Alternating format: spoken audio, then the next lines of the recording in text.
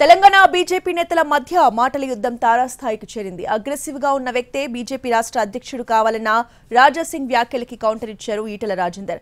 Street fighter కావాలంటూ ఘాటుగా reply ఇచ్చారు.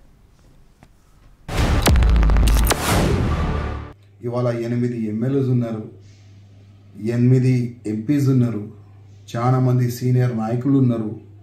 అందరితోని ఒక్కసారి చర్చ చేసిన తర్వాత ప్రెసిడెంట్ డిక్లేర్ చేస్తే చాలా బాగుంటుందని నేను వ్యక్తిగతంగా అనుకుంటున్నాను.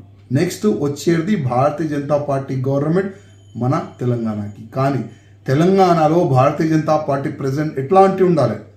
అగ్రెసివ్గా దేశం పట్ల, ధర్మం పట్ల, సమాజం పట్ల అందరికీ తీసుకొని పోయి అట్లాంటి ప్రెసిడెంట్ని చేయాలని నేను కేంద్ర అధిష్టానానికి వ్యక్తిగతంగా రిక్వెస్ట్ చేస్తున్నాను.